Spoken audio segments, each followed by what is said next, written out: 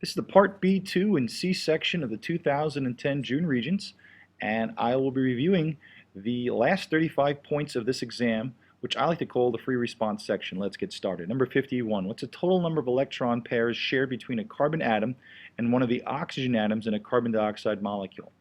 So looking for pairs of electrons shared. Obviously these are covalent bonds, so I'm going to have to draw a Lewis dot diagram. Okay, so CO2, and here I go with some valence electrons. Carbon has 1, 2, 3, 4. Oxygen is going to have its 6. Okay, 1, 2, 3, 4, 5, and 6. And 1, 2, 3, 4, 5, and 6. As you can see here, we have a problem. Oxygen is going to have 7. Okay, if I make one bond.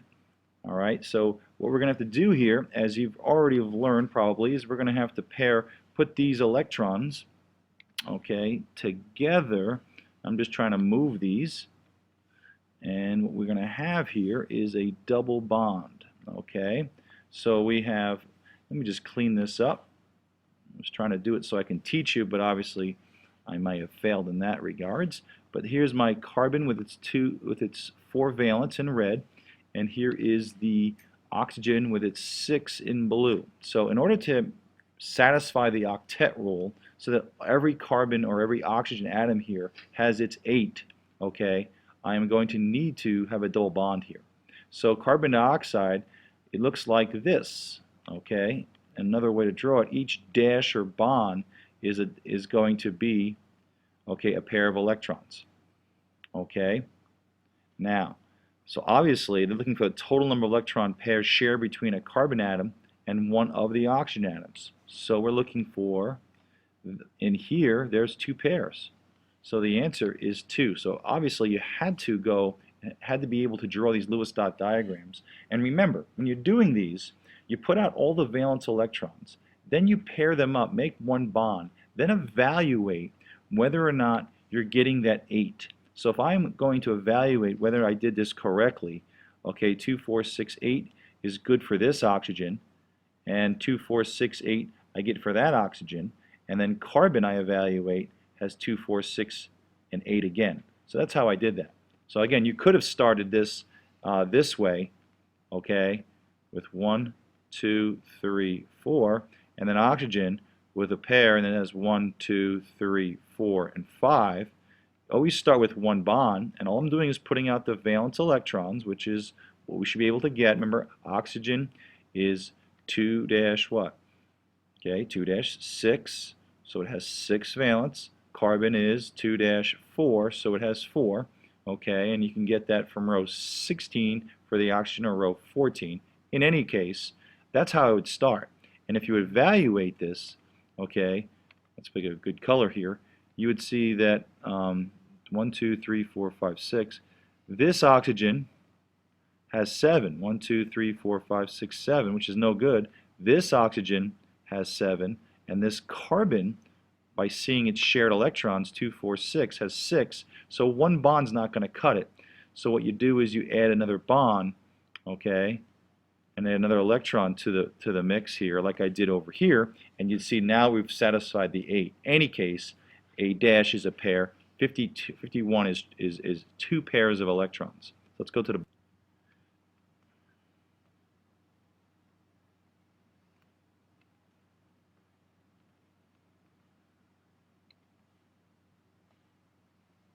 so it's 2. Okay. 52. Okay, 52. Explain in terms of subatomic particles why the radius of a chloride ion is larger than the radius of a chlorine atom. Well, we know the word atom means neutral. So if I have chlorine, 0, and when it becomes chlorine ion, now an ion means charge.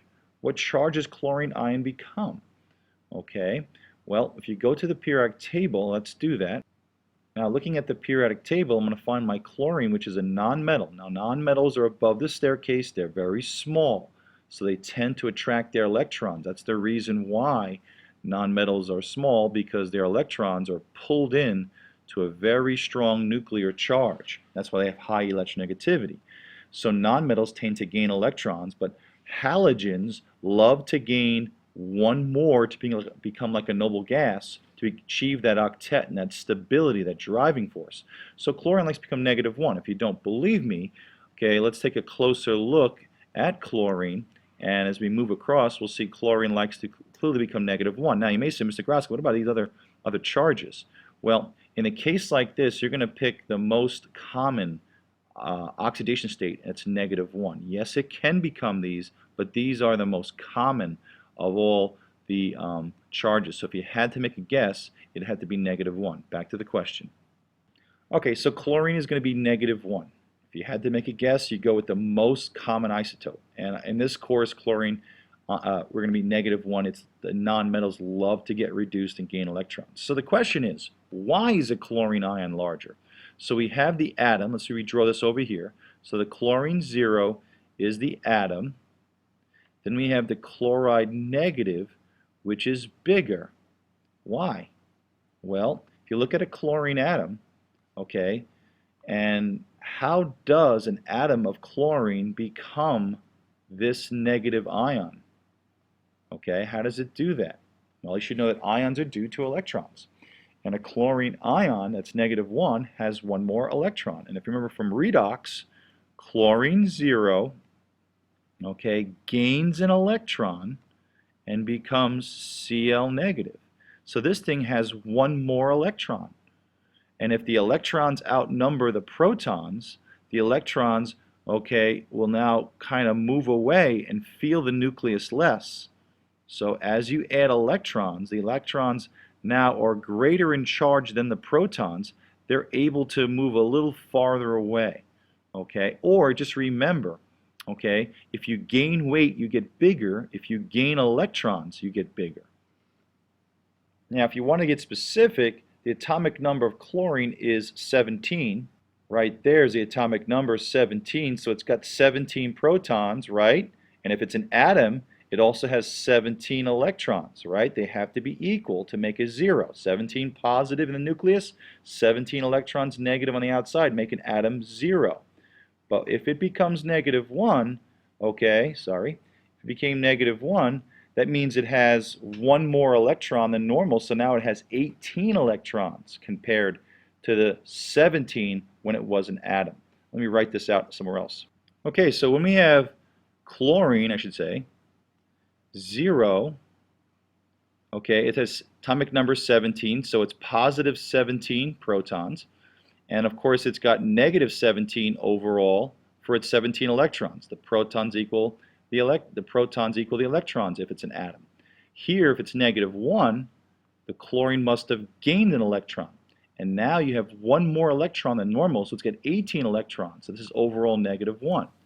And if you've got more electrons than the protons, okay, these electrons feel a nucleus less and are allowed to move away. And that's something you could say. All right, so let's write the answer down. Let's get some things out of the way here. Okay, so what I wrote was a chlorine atom has 17 protons and 17 electrons, while a chlorine ion has 17 protons and 18 electrons. The ion's larger amount of electrons are not attracted to the same amount of protons, and therefore the size expands. But there's many ways you could say this. You could say that having an extra electron as an ion outnumbers the protons, and again, the nucleus with the same force or charge can't hold on to an extra amount of electrons, so the electrons expand, okay, the ion's radius. You can also say, if you're in a higher level chemistry class, that there's going to be more electron-electron repulsions, okay, that cause the ion's ionic radius to expand, okay? So many ways you could say that. Certainly didn't have to go into the numbers like I did, but in any case, something along the lines of the electrons outnumbering the protons in some aspect would suffice for this one-point question. 53. Explain in terms of valence electrons. Very important you answer your questions based on how they ask them. Why the bonding in magnesium oxide is similar to the bonding of barium chloride. Well, I'm looking at metal, nonmetal, metal, nonmetal. I'm looking at someone who is weak for electrons and someone who's very, very strongly attracted to them. This is going to be ionic compounds. This is going to be transfers. Barium has 2 valence electrons. Chlorine, okay, has 7, okay, and chlorine barely wants this one.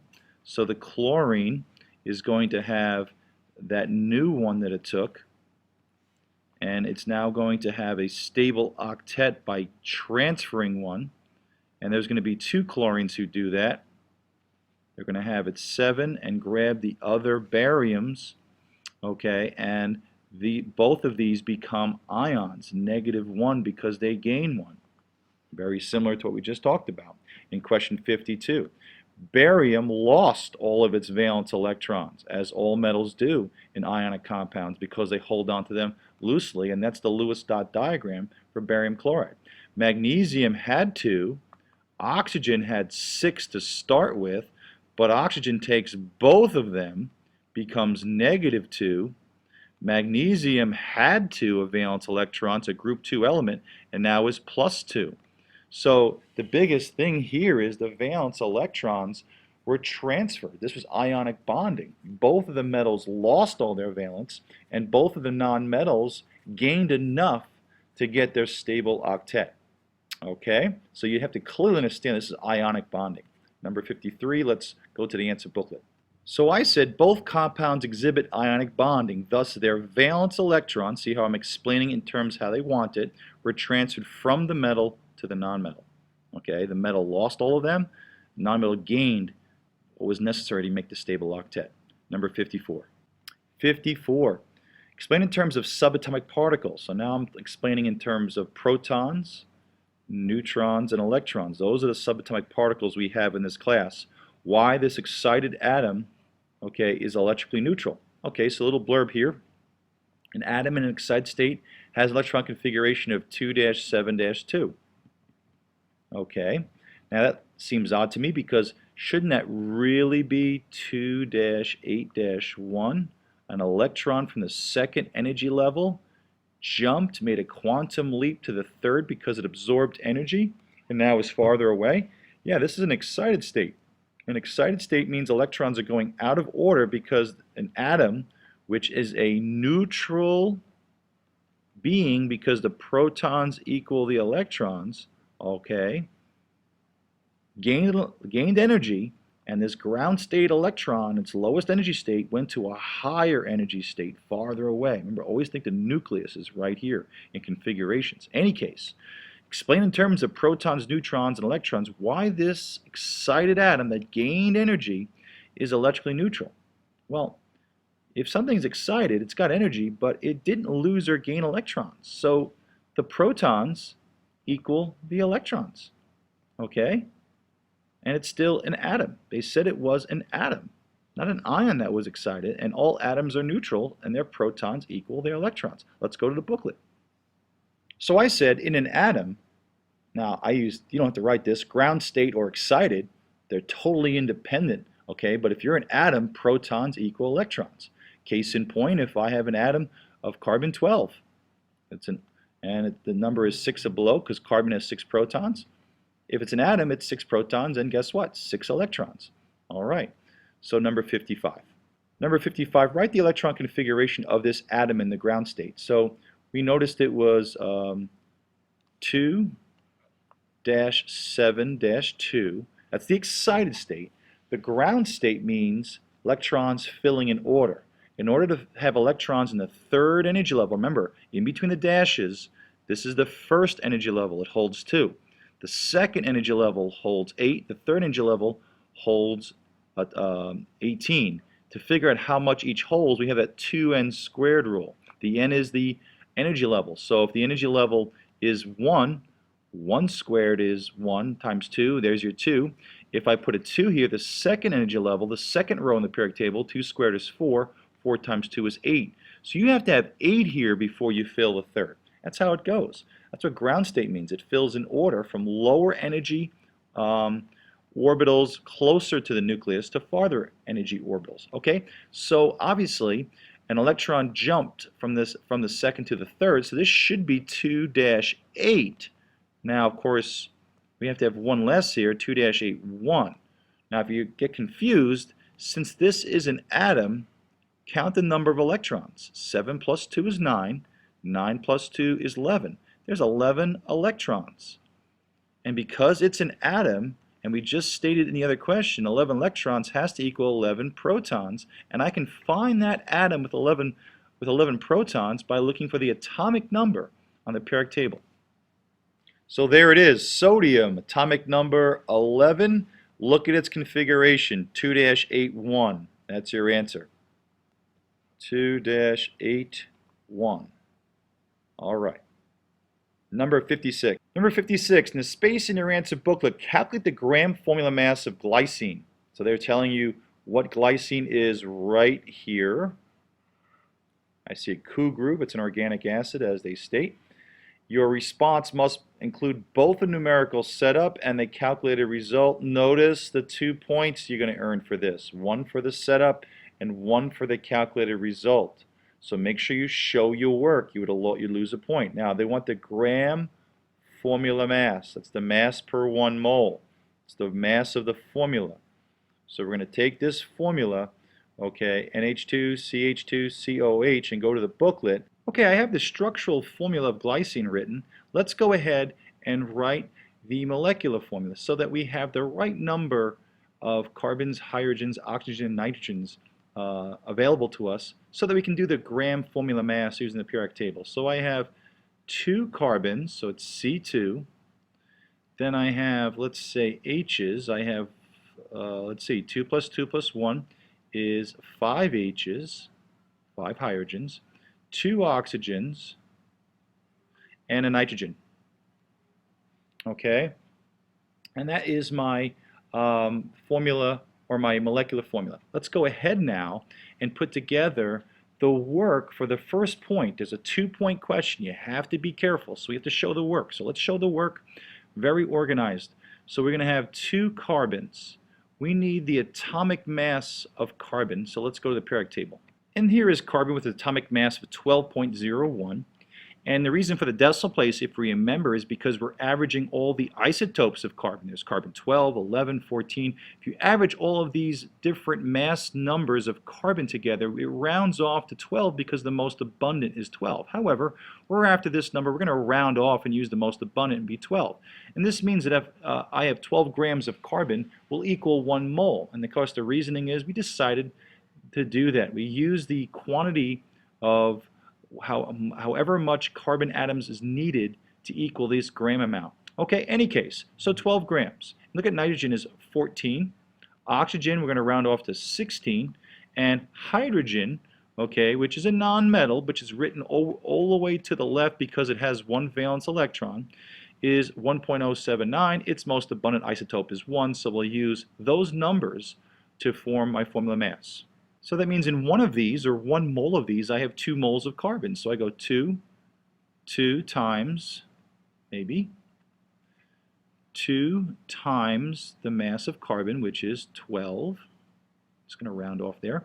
And that gives me, 2 times 12 is 24. Then I have 5 hydrogens. And each hydrogen has a mass of 1 gram per mole, or atomic mass of 1. That gives me 5. 5 times 1. Then we have 2 oxygens.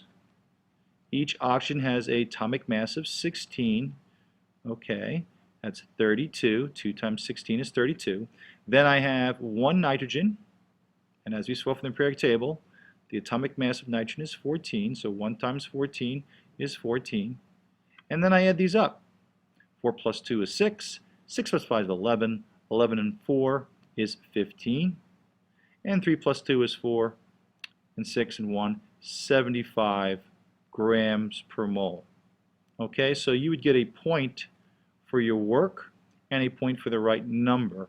Okay, make sure you read your questions carefully so you get all the points out of this. And of course, you would use this number to convert from grams to moles if you had to. We've been doing this all year with a molecular mass or gram formula mass.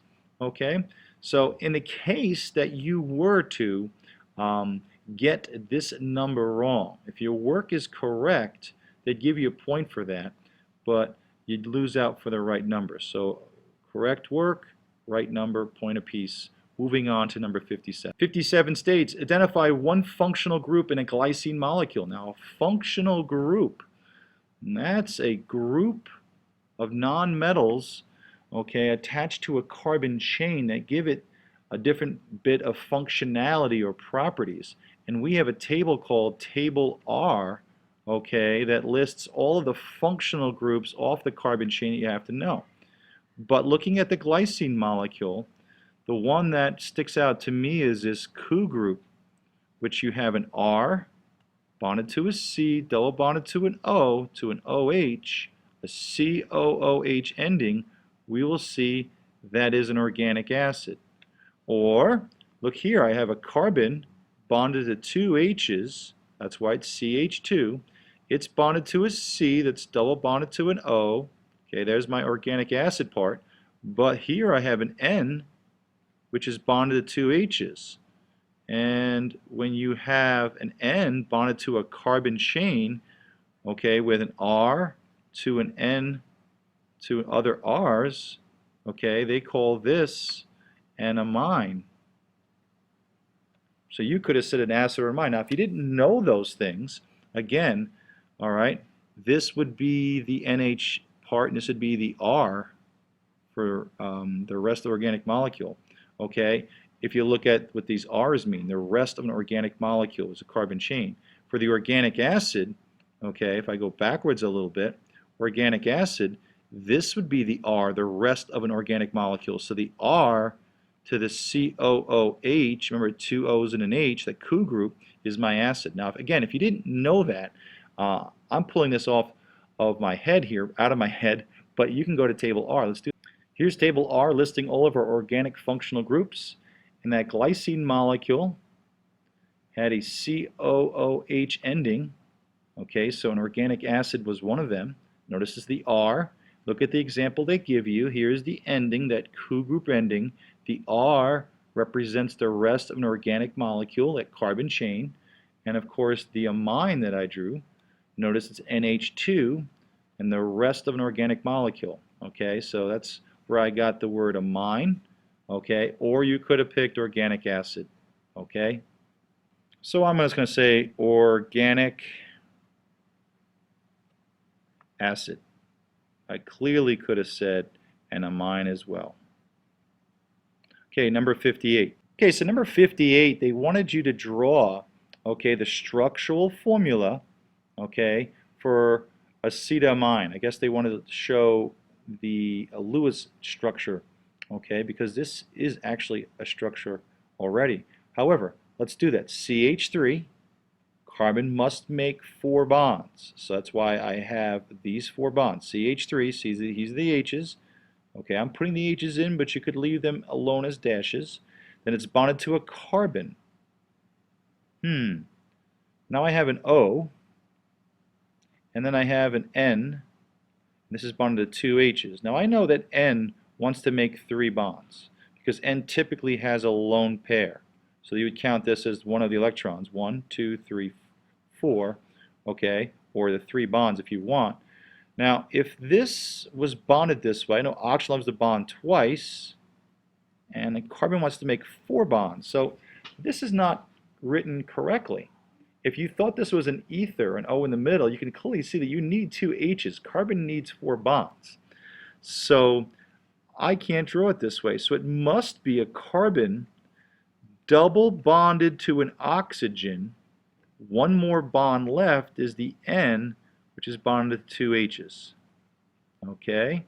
And N makes 3 bonds. And you may say, well, how do I know that? Well, because nitrogen has 5 valence electrons, right?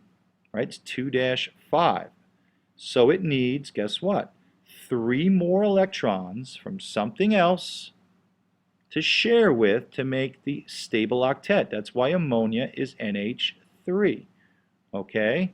So when it bonds to something, it has to lose an H to bond. There's the 3 bonds. Why does oxygen like to make 2 bonds or double bond with itself? Well, because oxygen has, you count it, 1, 2, 3, 4, 5, 6. It needs 2 more pairs of electrons, okay, and therefore sometimes a double bond. Okay, let me draw that better. Okay, so if I was to have, like water has two bonds. So if you think with me for a second, let's do this again. We have water with two lone pairs or oxygens, and then it has one apiece. And of course, it wants to share what? Two more. That could be like hydrogen and water, and now oxygen has a stable octet. By the way, nitrogen loves to triple bond with itself because of this reason, and oxygen likes to double bond with itself for the same reason. So this is the answer. Let's go transpose that on number 58. So here's my drawing. Again, carbon must make 4 bonds, nitrogen 3, and of course, you didn't have to draw in the H's. Dashes are totally acceptable, okay, for the H's.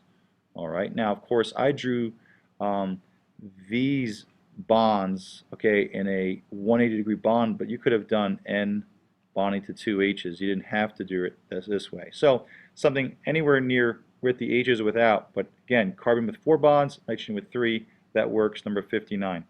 Okay, we have a little blurb here. Heat is added to a 200-gram sample of ice, solid water, okay, and then the sample is to melt at 0. Then the resulting liquid is heated to the final temperature. The total amount of heat required to melt the sample.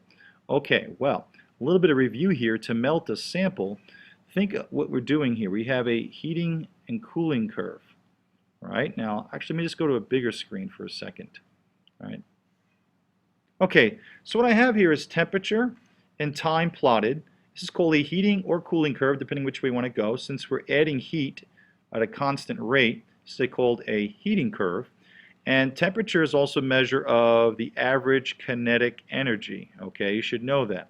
And here's what we should know, that a solid can be heated up. A solid will vibrate in its fixed position until it hits a point. At this point, it starts to melt, and a solid becomes a liquid. At this point, it's 100% liquid, and the liquid rises up until it hits a new temperature dictated by this. Now, if it's water, it's 100 degrees Celsius, standard temperature. Of course, this temperature of melting is 0 degrees Celsius at standard pressure, I should say. And of course, a liquid turns into a gas here, as sometimes I say, a gas, okay? And of course, this is 100% gas, which can go up infinitely if you add more heat. Now, the point I'm trying to make here is that this is a heating curve, okay? We add energy. Potential energy is increasing, so forth, but they're saying in this question, how much energy it take to melt the solid?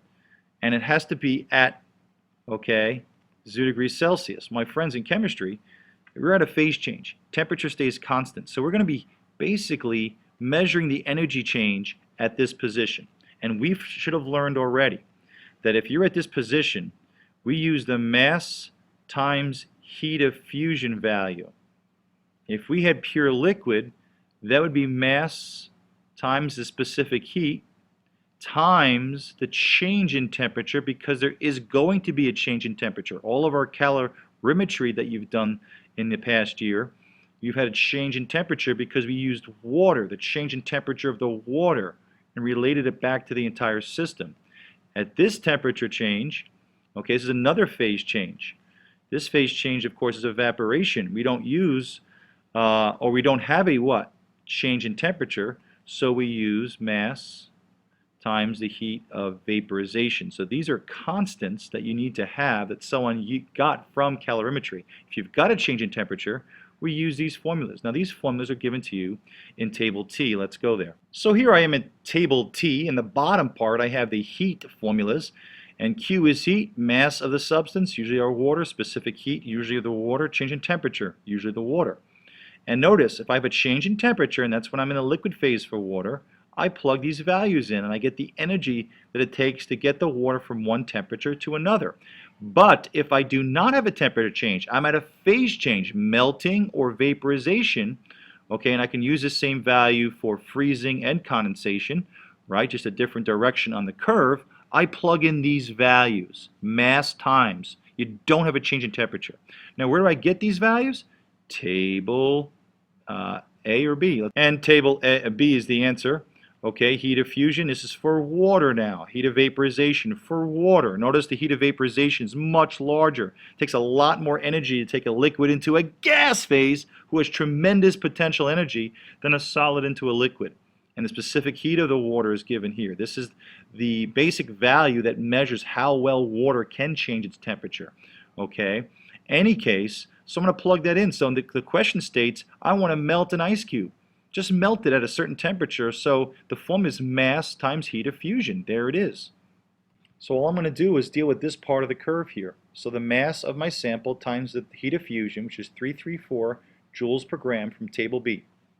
So back to the question, I have a 200 gram sample and I want to melt the sample. Just melt the sample. So I'm melting it at 0. So 200 grams times 334 joules per gram. Let's go to the answer booklet. They didn't ask for the work, but you're going to need some work, okay? So 200.0 grams times 334 joules per gram. And again, if you don't know what I'm doing heat, or I should say Q, right? Q is equal to the energy, is equal to the mass times the heat of fusion, the amount of energy it takes to melt 1 gram of ice or water. So you plug this into our calculator and you get 66,800 joules. Okay, they did not ask for significant figures, so we can just put down all the numbers in our calculator. Okay, if there was significant figures, we would need 4. Okay, assuming that's 200.0. This number we would not consider because it's a constant. But in any case, that's your answer. Number 60. Okay, well, there's a little bit of a correction here. It's 200. It's not going to change the problem. But if you're talking about significant figures and they're not asking for them, it was a 200. So that was 3 significant figures, so that's fine. But if you didn't have 3 significant figures, they did not ask for them. So therefore, you're only being graded by this number. Okay, again, number 60.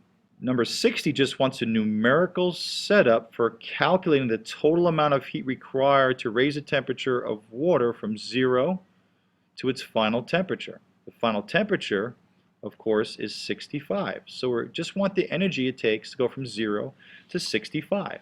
Now, if we look on our heating curve that I drew, we're taking water now after it's melted and we're heating it up until about 60 degrees, which could be, in my drawing, about here.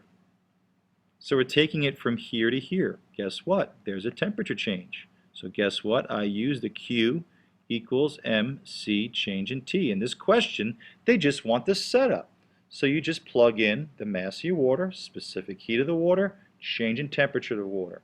Okay? And let's do that in the answer booklet. So 200 grams, the specific heat, 4.18 joules per gram per degree Celsius. I got this from table B, right? And the change in temperature. Well, that's easy. We're going from 0 to 65. So the difference between 0 and 65 is 65 degrees Celsius. And that's all you need. If you don't put the units in, that's fine. But it's the mass of the water, specific heat of the water, change in temperature of the water, and that earns you a point. Number 61, compare the amount of heat required to vaporize a 200 gram sample of liquid water at its boiling point to the amount of heat required to melt, 200 gram sample of solid at its melting point. So we're talking about phase changes, we're talking about the amount of heat required, and as we've already discussed, at the phase changes, there's no change in temperature. So a heating and cooling curve, let's make a heating curve, again, and as I've already talked about,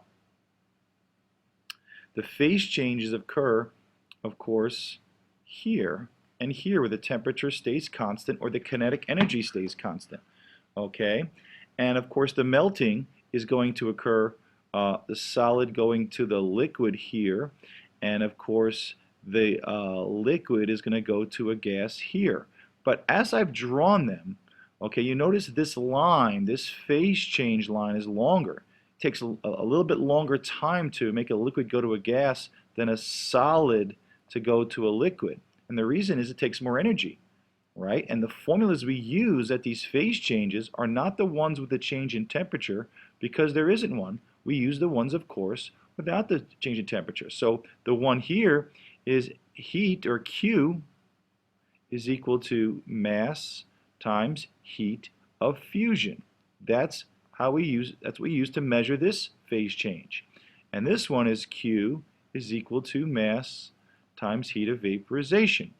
Now, if you forgot that those are the equations we use, okay, at those points, the hints are in table T.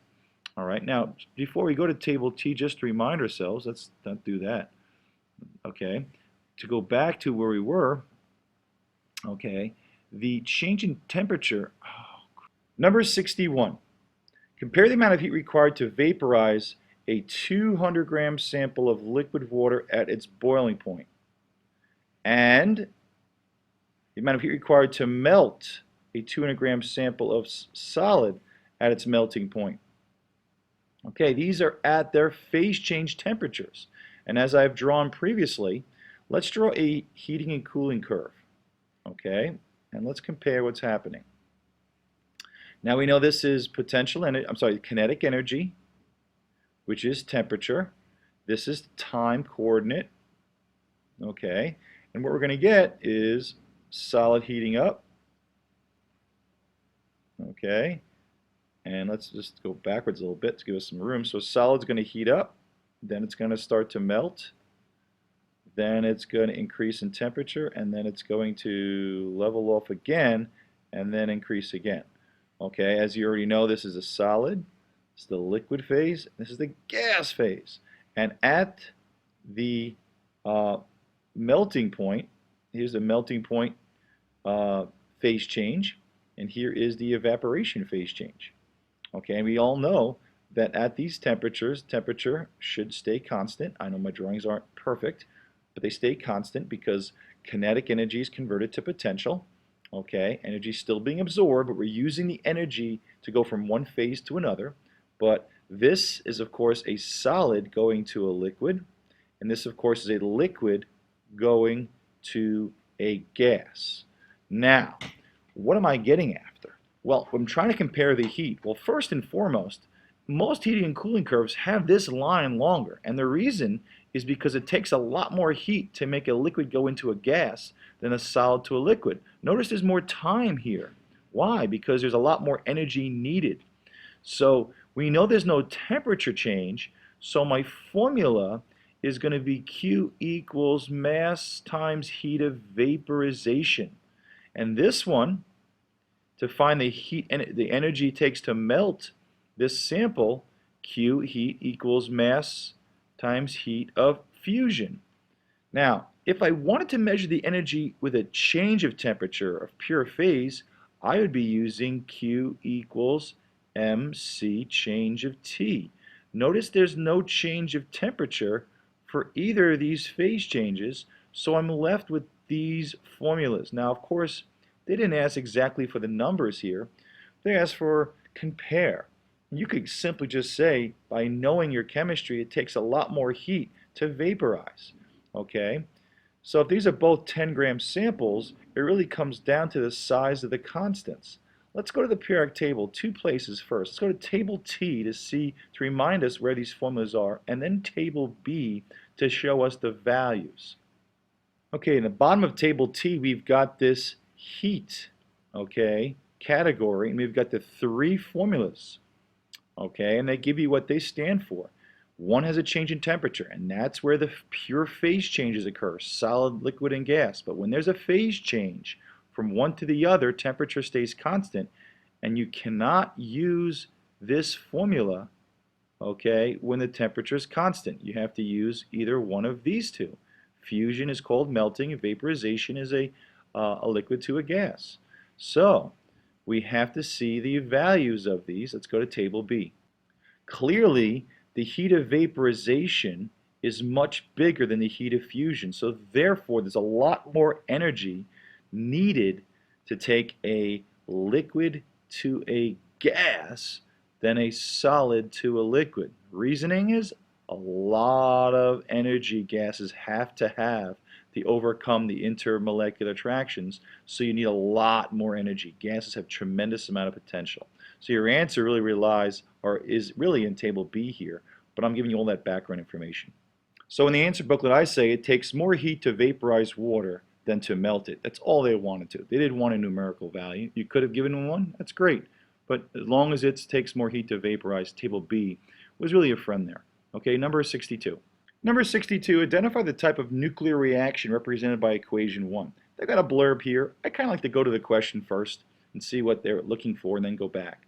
So in equation 1, what type of nuclear equation is this? Let's see, I've got a large nuclei, uranium-92, and I've got a slow-moving, or I got a neutron that I guess it's capturing, okay, or it's hitting it, because I see two atoms on this side, so it's artificial transmutation, which means these have to collide to make this happen. So obviously a neutron hits this, splits into smaller fragments, and gives off two more neutrons. Okay, this is classic nuclear fission. Okay, this is what you should have learned in nuclear chemistry. Okay, fission is splitting the atoms, so it's as simple as saying fission. Now the other word you've learned is fusion. Fusion, okay, which is not the answer. If you think with me, it's when you fuse nuclei together, light nuclei, they stick together. Okay, so Mr. Grodski, these are sticking together, yeah, but they're splitting into pieces. Okay, so it's one way to think about the difference between fusion and fission, but this is clearly fission, and really all you have to be able to do is identify it. And one way to identify it is uranium is usually used.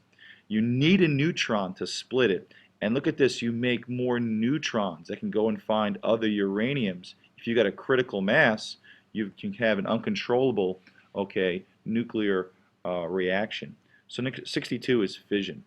Fission, simple as that, just be able to identify it. Number 63. Write a notation for the missing product in equation 2 in number 63. So I've got equation 2. And we know in nuclear equations we're conserving mass and charge like we are with chemical reactions. But here we're just talking about the nucleus. So what I'm going to do is both sides of the arrow have to have an equal sign. Let's do the top numbers first. 235 plus 1 is 236. So the entire mass on this side is 236. Well, that means that the entire mass on this side has to be 236. Okay. So let's write that in there, 236. Now, so 92 plus, well, remember there's 2 in front, so there's 2 neutrons. So 92 plus 2 is 94. Okay, right? 92 plus 2 neutrons is 94. It's got to equal 236. So I'm going to subtract 236 from 94, and that'll be the missing mass that goes on that nuclide. Let's see, 236 minus 94, I get 142. So that goes right here, 142 is the top number. So the bottom numbers, well, 92 plus 0 is a 92 on this side collectively. And on this side, we have to have 92 as well. So I have 38. Now this is no charge, no protons, so it's 38. So 38 plus what is 92? So 92 minus 38, okay, and we get a 4. This becomes an 8, and this is 54. So the atomic number is 54. So notation is going to be 142 over 54, but we've got to see what element this is. So we got to go to the periodic table, and looky here. Atomic number 54 is xenon, Xe. Okay, so let's go back to our answer. Let's go back to our answer booklet. So we write 142 Xe over 54. You could also write xenon 142, right? Because if you think about it, xenon, you don't have to write 54 because xenon it really represents the symbol for atoms that have 54. So this implies 54. You've got to tell me the mass number, though, because you tell me the exact isotope, okay, for that atom. So, yeah, xenon 142, or you could say Xe 142 above, and that would tell me the exact isotope that was. But just to be safe, good practice to write all the numbers in. Make sure you know that this represents exactly xenon. You had to put that there. Okay, number 64. Number 64, determine the half-life of krypton 92 if only 6.0 milligrams of an original 96.0 milligram sample remains unchanged after 7.3 seconds. So this is a half-life problem. They want you to determine the half-life, so we can't look at table N. We're going to take the information that we have, and I like to put this in a chart as I've taught you. So this is my 0 timeline, okay? The best line I guess I'm going to draw today. Now, they want the half-life, and I put the time on this side. So in 0 time, okay, why am I using the edge? I'm not really sure, but 0 time, 0 half-lives, and 100% of my sample. So they said that an original 96.0 sample, so I'm going to put 96.0 milligrams. Don't worry about milligrams, okay? Now, what do we have here? After 7.3 seconds, so after the total time is 7.3 seconds, so 7.3 seconds, okay, what remains? 6 remains. So we have 6.0 milligrams remains. So, how many halvings occurred? So what I'm going to do is start halving and seeing how many halvings actually occurred, therefore how many half-lives occurred. So in the first half-life, I'm going to divide 96 in half.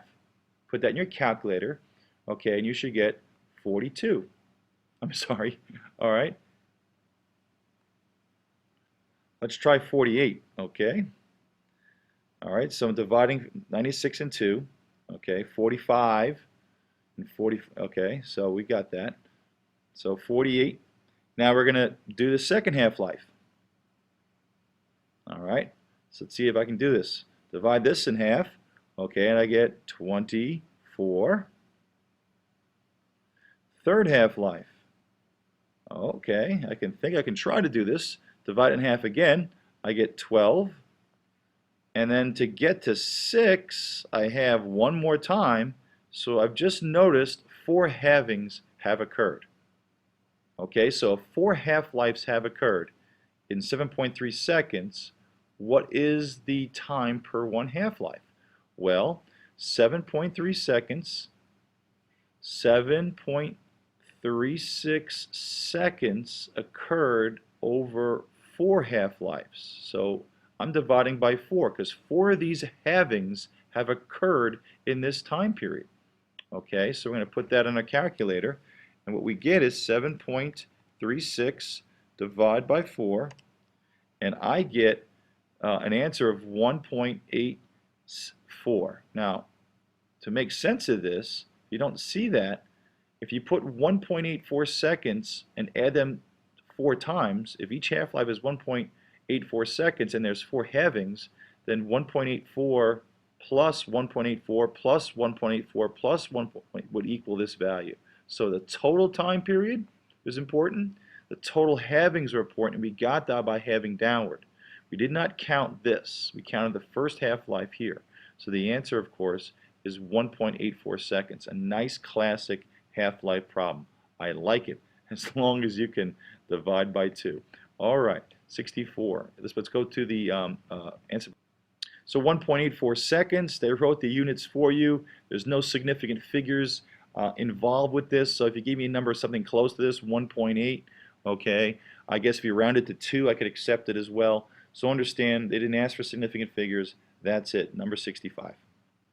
Okay, so we've got number 65. In a laboratory, a student makes a solution, dissolves completely, that's important. He made a solution, so everything dissolved completely. 80 grams of potassium nitrate in 100 grams of water. Oh, that's a nice little key there. The resulting solution is a temperature of 60, and the room temperature in the laboratory is 22. Classify in terms of saturation. Another important key hint. The type of solution the student made. Well, by telling me how much water, by telling me the temperature, I'm thinking table G. From table G, we learned if you're on the line, you're saturated. Below the line, you're unsaturated, and above is super.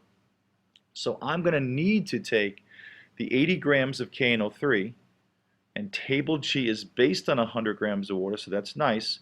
and see if I'm above, on, or below the line, okay, at 60 degrees Celsius, because the solution is at that temperature. So at 60 degrees Celsius, I'm going to see where 80 grams of my solute in 100 grams of water falls in terms of on, above, or below the line. So let's go to table G.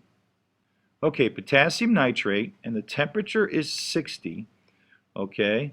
So I'm dealing with this temperature here, okay? All right, just drawing that arrow maybe. Let's move it around. So this is the temperature here, and we're dealing with 80 grams. Don't forget that this grams, or this number, is how much of this substance. So at 60 degrees, okay, let's move my arrow down. I have 80 grams. So I'm pointing right at that point there. So my arrow, or at least my attempt at an arrow, okay, is right at this point here. So at 80 grams, okay, in 100 grams of water, okay, clearly I'm below the line for potassium nitrate. So we say we're unsaturated. That means I could add some. In fact, if I was to ask you how much I had to add to make it saturated, here's 10, 20, and maybe 6 more. So we're unsaturated. It means we can add more solute particles at this temperature. Okay, let's go back to the answer booklet. Okay, so it's unsaturated, and that would earn you 1 point. Okay, that's what the boxes are for. All right, very simple, below the line. Number 66. Compare the boiling point of the solution at standard pressure to the boiling point of the water at standard pressure. Where have we seen this question? I mean, you're going to start seeing questions that start look very similar to other questions that we've taken in other tests, but a solution's boiling point is going to be higher because of boiling point elevation. Remember my thumbs going up? The higher temperature goes up, and the what? Lower temperature goes down. We call this boiling point elevation, okay, and freezing point depression. So boiling point elevation and the freezing point is depressed. Now the reasoning, of course, is that when you add solute particles into a solution, dissolve something, they get in the way of the water trying to evaporate. So here's my water, and then here's my water that's blue, because water is always blue, right? All right, now we have the solute particles like the salt, the potassium nitrate, in this case the K plus ions. They're getting in the way of the water trying to evaporate, trying to get to the surface. So the vapor pressure is lowered, therefore you need what? Higher temperature to give these particles enough energy to circumvent, okay, around these solute particles to get to the surface and evaporate. So higher temperatures are needed to get around these other chemicals that are in our way. So boiling point elevation. So the solution is always going to have a higher boiling point and a lower freezing point. And remember, we call that coolant and an antifreeze, okay? So 66, let's go to the answer booklet. So I said the boiling point of a solution is higher than water at constant pressure. Many ways you can answer this. You probably don't need the constant pressure. I know that you don't. The boiling point of the solution is higher. Essentially, it's all you need there, and that would get you your 1 point there. Number 67. Describe the direction of heat flow between the solution made by the solvent and the air in the laboratory. Okay, well, you should always know that heat flows from hot to cold. Why? Because heat is moving fast, and things that are cold are moving slower. So the things that are moving faster are going to reach things moving slower. Remember the analogy I used early in the year. The rugby players and the geeks measuring the blades of grass that are moving slower. Who moves towards who? The faster moves towards the slower. So hot goes to cold. So if we look back in the problem, we have the solution is at 60 and the laboratory is at 22. The room is at 22 degrees Celsius and the solution is at 60. So the solution is warmer, okay, and the lab is cooler. So it goes from the warmer solution to the colder air. And that's why over time, the solution's going to reach air temperature, okay, or room temperature. So it goes from hot to cold, from moving fast to moving slow, from the warmer solution to the colder air. Let's go to the answer booklet. And here we have heat flows from the solution to the air. And that would give you your point. Okay. Number 68. Number 68, describe a laboratory procedure that can be used to recover the solid solute from the aqueous in solution. So if we have a salt solution, remember we have KNO3 aqueous. It's a homogeneous mixture. And guess what? What that really means is we have K plus ions. It's an electrolyte, and NO3 ions that are free in, let's say, a container with water. Okay, now of course the water surrounds them. So how do you separate them? Well, this is a mixture, right? Aqueous is a mixture. It's a solution, homogeneous mixture. And mixtures are made by mixtures are made by physical, okay, processes, and they're separated by physical processes. So one of the physical ways we can separate this is boil off the water, right? And we did this. We made sodium chloride from an acid solution, and we had Na plus Cl in evaporating dishes in lab, and we boiled off the water to recover the salt. So boiling off the water, good enough for me. Let's go to the answer booklet. Again, mixtures are made physically and separated physically. Compounds, which have bonds, are made chemically by making new bonds and broken chemically. Sorry for the little mix-up. Number 68. As you can see, I put boil off the water, and essentially that's good enough. I mean, there's nothing more you have to say here. If you want to be elegant, okay, you can do that, but get to the point. It's easier that way. Again, these aren't difficult questions. They're asking very simple type of questions. Put the answer down. Don't overthink these questions, okay? But boiling off the water is a physical change, and I'm just kind of going over the basics of compounds and mixtures. Any case, number 69. Okay, number 69, what we have here is a little blurb, okay? And it's a chemical reaction. Now, actually, it's a clock iodine reaction, where after a time you get a starch iodine complex, that dark blue that turns to a dark color over time. So what they're doing is they've got a test tube A through F, and they got the number of drops of Ki, and using how much KiO3, okay, determines how fast the reaction occurs. Now, with 2 drops, it took 210 seconds for the dark blue to occur, and of course, as you add more drops of the reactant, the time it takes for the reaction, okay, decreases. So if you add more reactants, it takes less time for it to react, which means it's reacting faster.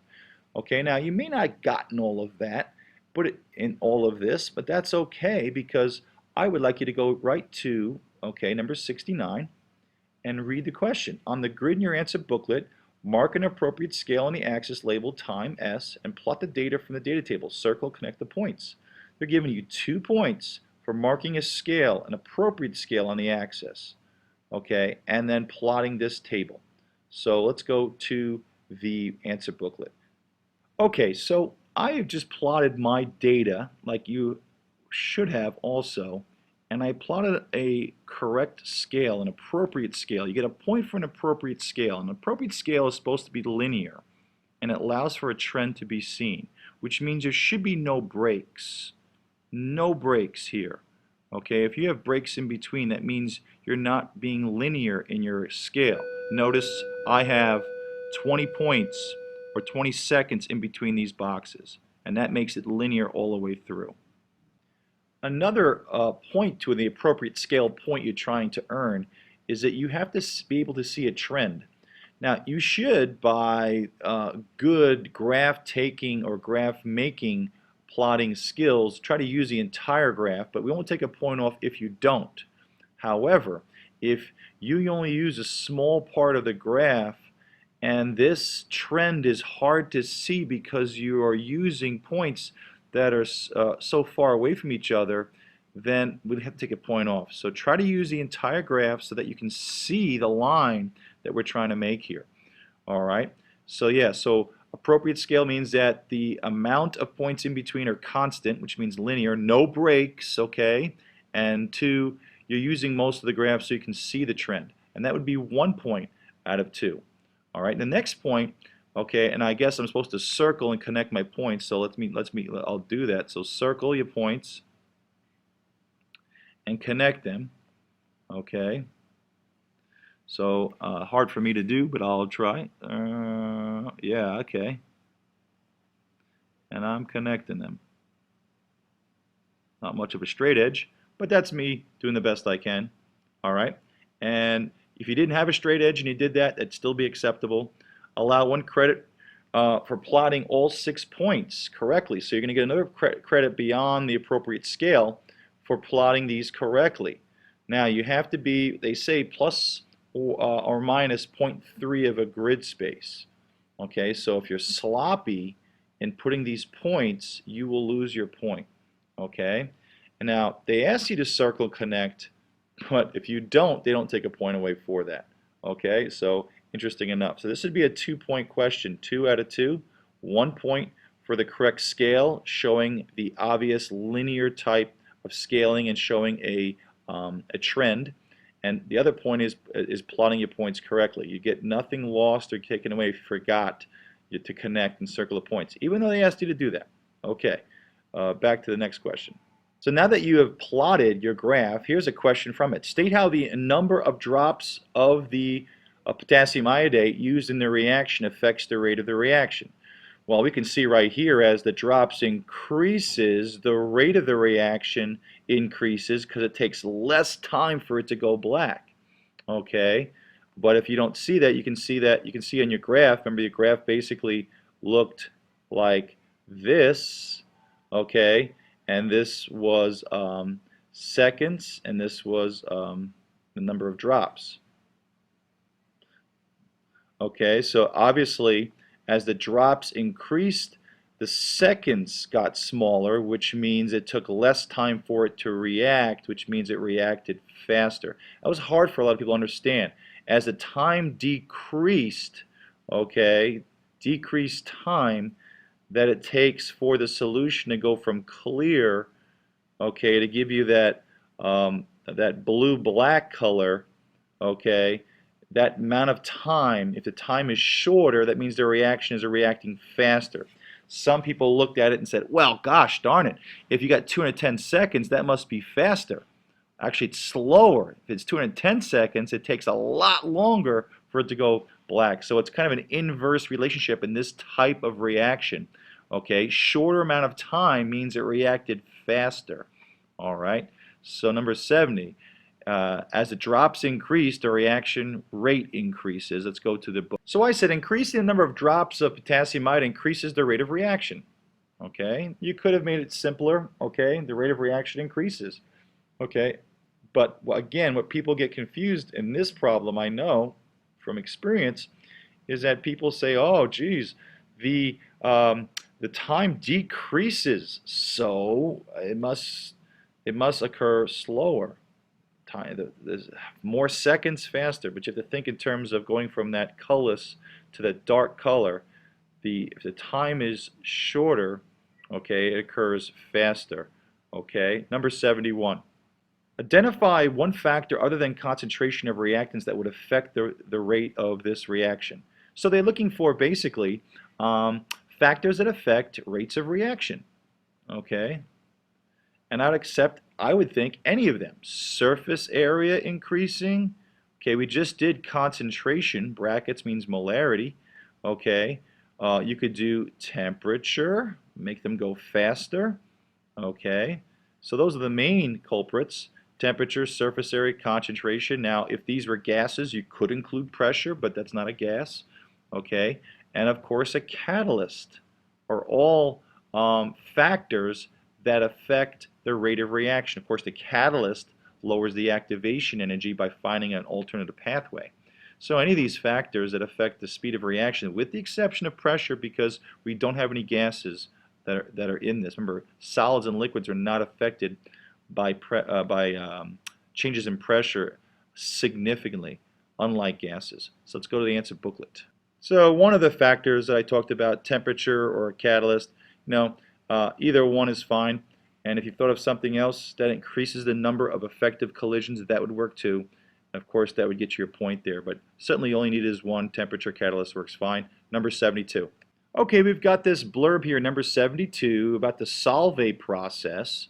Okay, and you can read all of this at length if you'd like, but I like to go to the question because a lot of my students tend to read these things and get all lost before they get to the question. Let's see what they want from this information.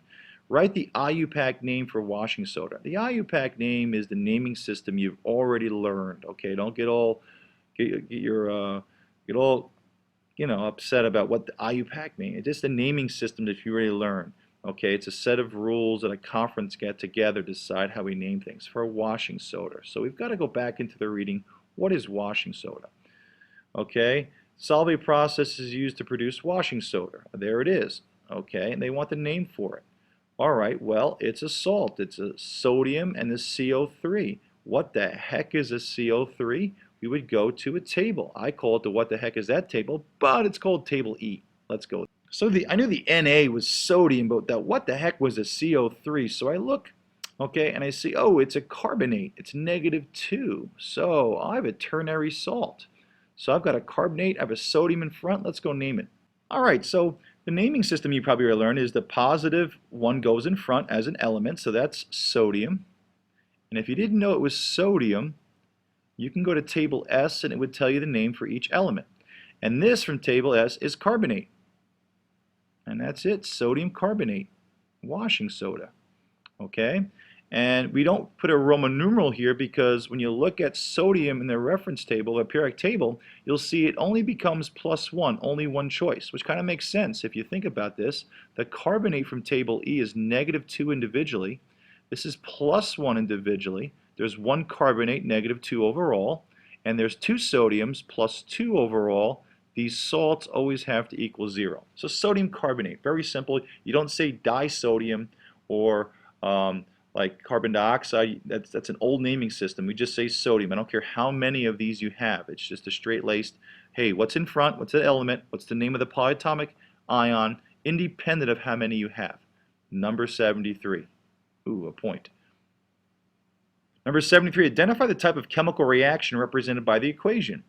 Well, the equation, okay, looks to me like with some heat, we're taking one compound and we're breaking it down into smaller pieces. So it looks like to me decomposition.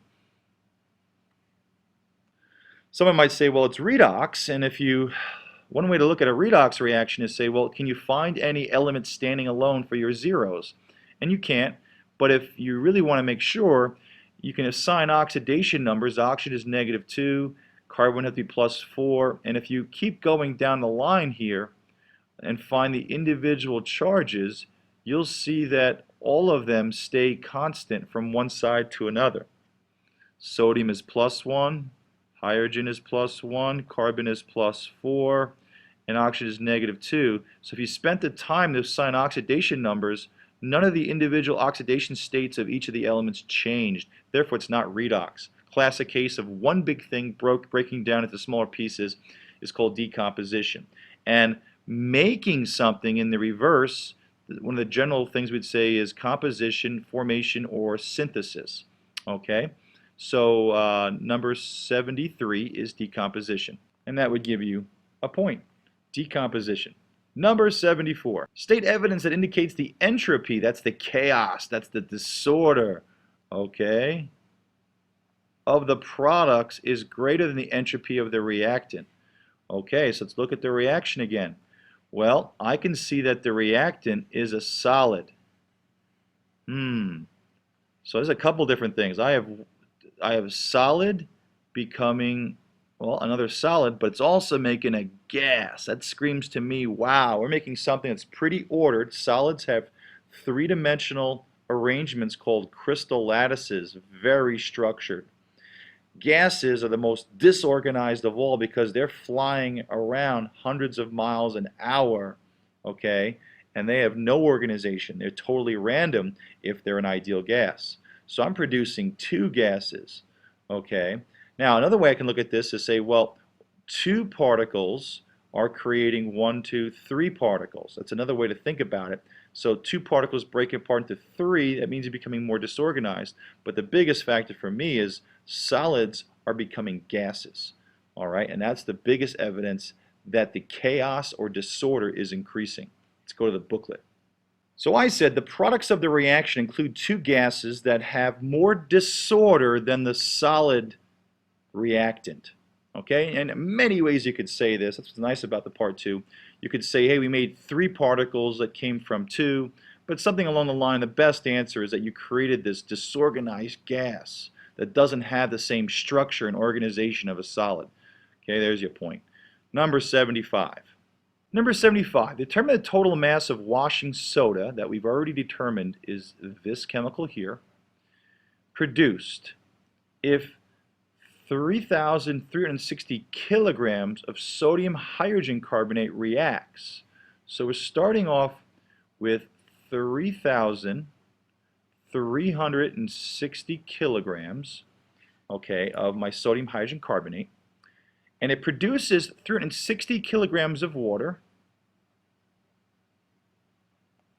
and 880 kilograms of CO2. Well, my friends, in chemistry, conservation of mass states that the total mass of the reactants have to equal the total mass of the products, because we're not losing atoms or creating atoms, we're just rearranging them. So this is a law of conservation of matter problem that we've had on other tests. Now you certainly could do the stoichiometry, convert this into moles, and using the mole ratio, okay, cut it in half and solve for it, or you can just do some arithmetic. So this side has to equal 360 kilograms. So I'm going to just take my 880 and add it to my 360. 8 and 6 is 14, and 8 and 4 is 12. Okay. 8 and 3 is 11 plus 1 is 12. So 1240 kilograms is what these 2 compounds are taking up. So it has to equal 1240 plus what number is 360. So now I'm just going to subtract, all right, 3,360 minus 1240. I'm just trying to find the missing mass. It's just that simple. Okay, 2, 1, 2. Okay, so I get my answer to be 2,120 kilograms, because that plus 360 plus 880, and you can check in your calculator, has to equal 3,360. Again, you could do the stoichiometry. You could take your 3,360 kilograms and convert to moles. You'd have to go add this up and find a formula mass. Okay, then you would times it by the mole fraction, right? And the mole fraction would be 1 over 2. So you times by a half, and then convert to grams and kilograms. So you could do it, but why not just use the masses, okay, that are given to you, and understanding the law of conservation of mass. Number 75. They didn't want the work. They don't care about sig figs. Okay, they would tell you if they did. They didn't want the unit. The unit is there. That would give you your point. Okay, number 76. Okay, the next group of questions, we got another blurb. In liquid water, an equilibrium exists between water-liquid molecules, H plus ions and OH minus. A person experiencing acid indigestion after drinking tomato juice can ingest milk of magnesia. Okay, they tell you the pH of the tomato juice. Milk of magnesia has a pH of 10. Looks like they're neutralizing something. But again, if you don't like all the information they're giving you, go to the question. Number 76, complete the equation in your answer booklet for the equilibrium that exists in liquid water. Okay, let's go see what they're talking about. But they're saying in liquid water, an equilibrium exists between liquid molecules H plus and OH minus. So they're hinting to you, they're talking about how water self-ionizes. Seems to me they want that reaction. So 76, let's go to the answer booklet. Looks pretty clear. They want the water breaking apart into the proton, okay, and the hydroxide. Now, you could say 2 waters. Now if it's 2 waters, you're going to make something called a hydronium ion. Okay, so you're not locked into this one, because if you said you had two waters, right? If you have two waters, as your teacher or I have probably shown you, I know I have, okay, one water donates the H. The one that accepts the H becomes the hydronium ion, right? And the one who lost the H becomes a hydroxide. So all of these are definitely satisfactory. And you could have used in the word names, water, proton, hydroxide, so forth. So all of those would work, but they're referring to how water breaks apart into its own ions. And the hint, yes, was in the question. So you may have to go back to say, what equilibrium, as we did. Okay, number 77. Compare the hydrogen ion concentration, that's your H+, they could have said hydronium or H3O+, in tomato juice to the hydrogen ion concentration of milk of magnesia. Okay, well, the pH of tomato juice is a pH of 4, and the milk of magnesia has a pH of 10. So they didn't say compare the pHs, they said compare the concentrations.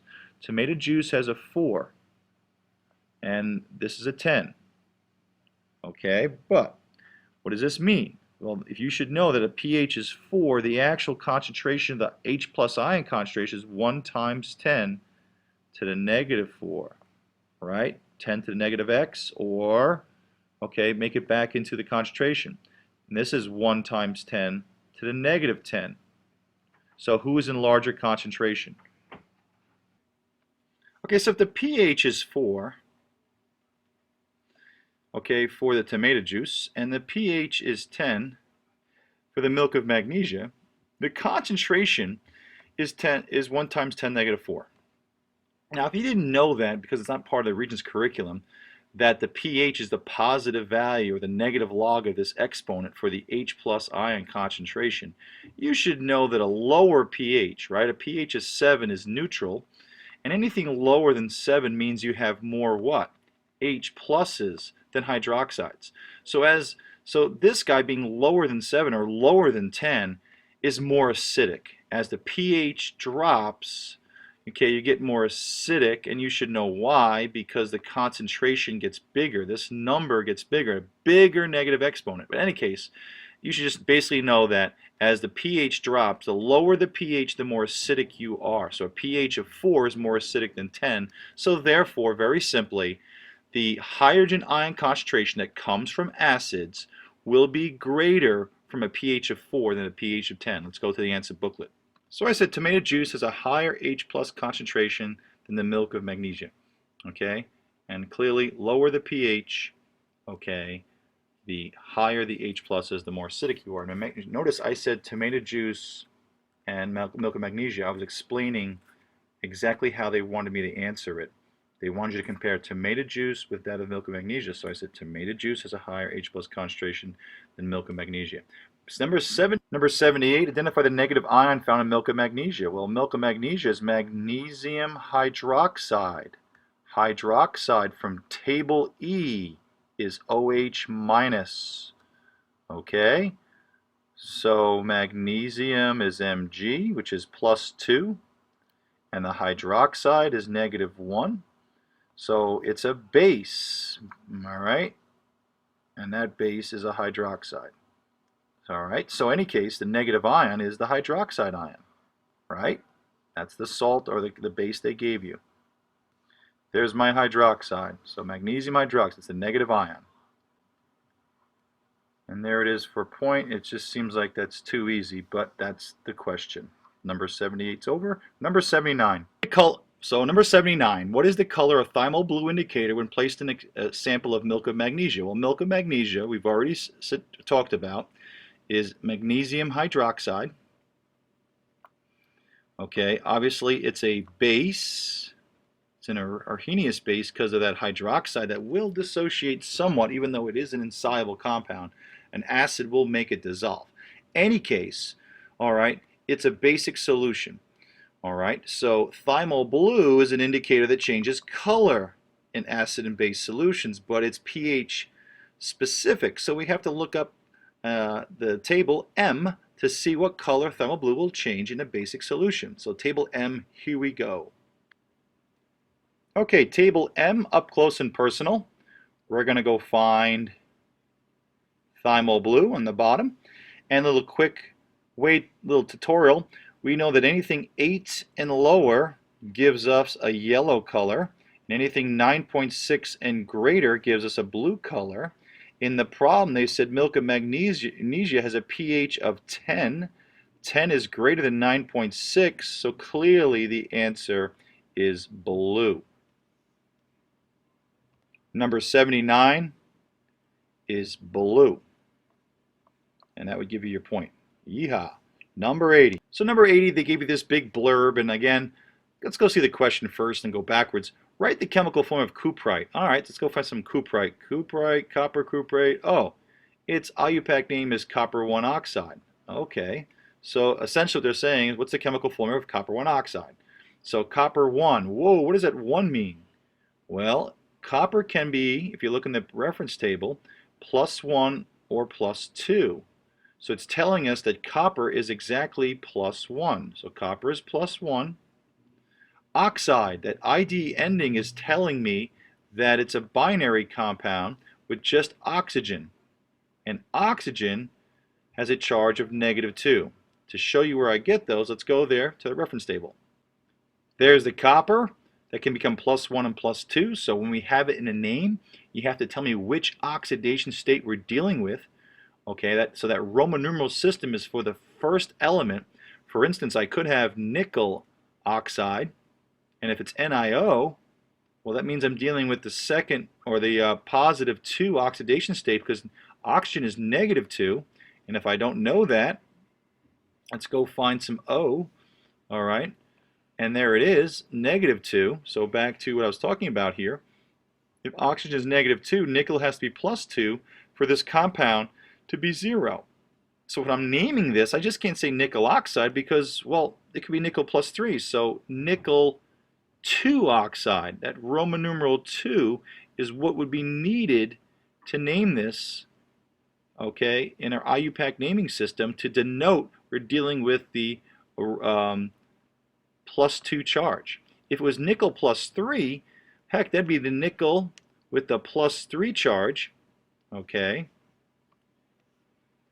And oxygen is still -2. If you crisscross, you'll get nickel 2, O, -3. I'm sorry, O3 I should say. I'll write this over here. So that would be nickel, okay,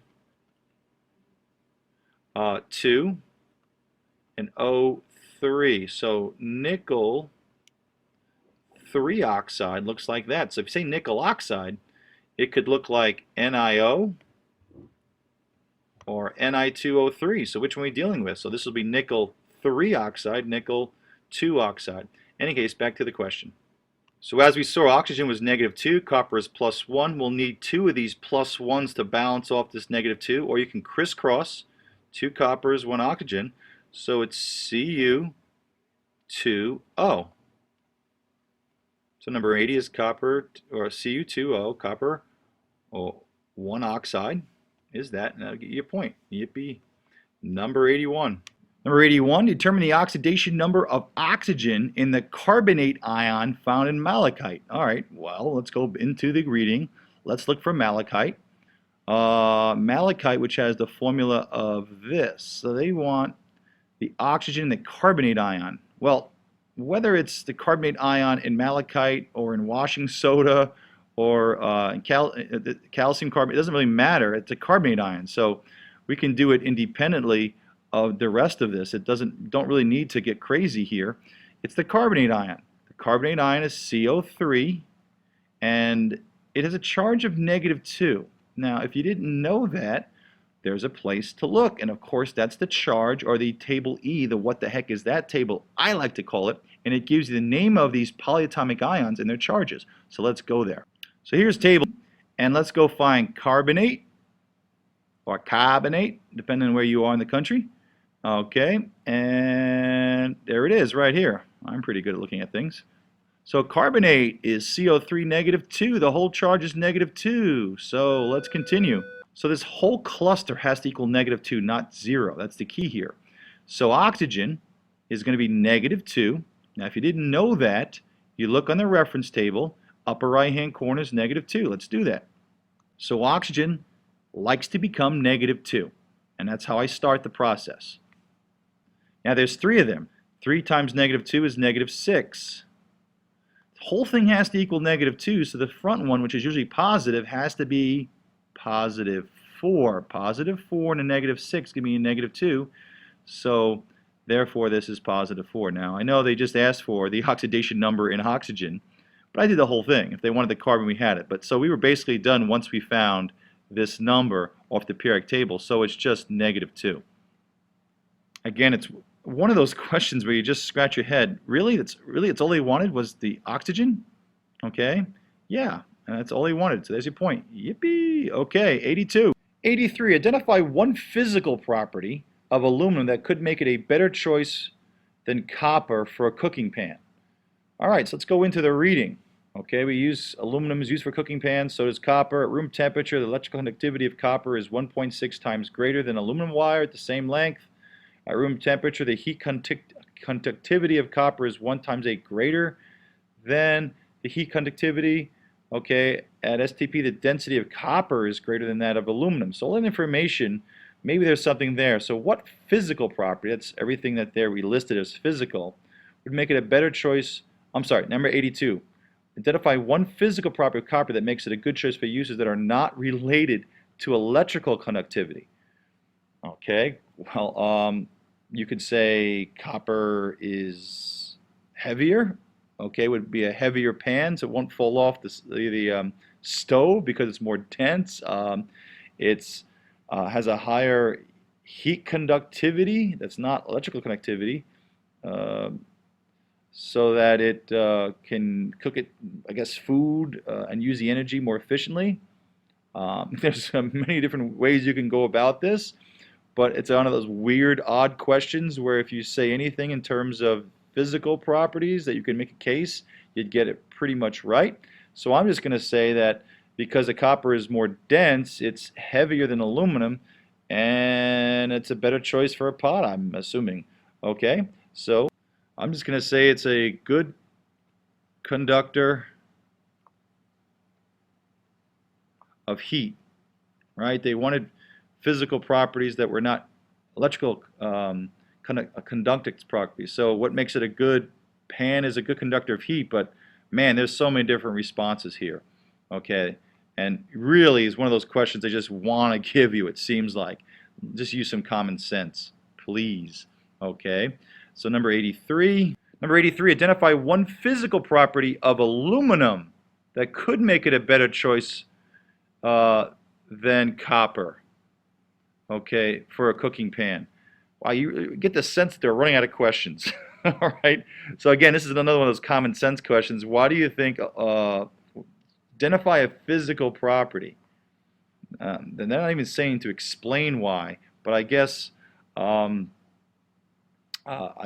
would make it a better choice. Maybe you think a lighter pan would be a better choice, so it's less dense. I mean, even though I just said before, a heavier pan might be better.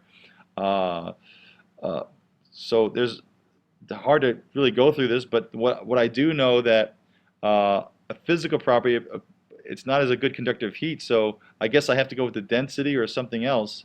So aluminum pan would weigh less. Again, this is not even chemistry at this point.